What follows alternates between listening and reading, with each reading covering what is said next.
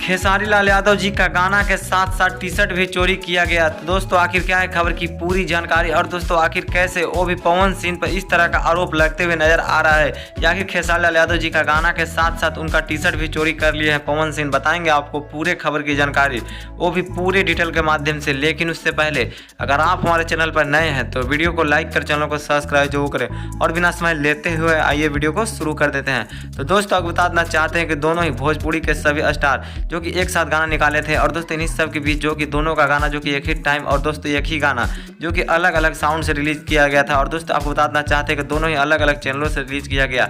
और दोस्तों इन्हीं सब के बीच जो कि खेसारी लाल यादव जी का गाना जो काफ़ी ज़्यादा सुपर डुपर हुआ, और दोस्तों 4 मिलियन जो कि पहुंचने वाला है एक दिन में। और दोस्तों इन्हीं सब के बीच जो कि पवन सिंह का जो कि 3 मिलियन ही पहुँच कर रह गया है। और दोस्तों आपको बता देना चाहते हैं कि पवन सिंह का जो कि खेसारी लाल यादव जी जिस गाने में जो कि टी शर्ट पहने हैं वही टी शर्ट जो कि पवन सिंह भी पहने हैं। और दोस्तों इसको लेकर काफ़ी ज़्यादा भोजपुरी इंडस्ट्री में बवाल मचते हुए नजर आ रहा है कि गाने के साथ साथ जो कि खेसारी लाल यादव जी का टी शर्ट जो कि पूरी तरह से चोरी हो गया है। और दोस्तों इसका जो कि कहीं ना कहीं जो कि डायरेक्टरों का इस तरह की हरकत जो कि जानबूझकर किया गया है, जिसकी वजह से पवन सिंह का और खेसारी लाल यादव जी का सारा जो कि सामान जो कि पूरा तरह से मैच करते हुए नजर आ रहा है। लेकिन दोस्तों आपको क्या लगता है, आप अपना कमेंट बॉक्स में बताइएगा दोस्तों खेसारी लाल यादव जी और पवन सिंह को लेकर दोस्तों।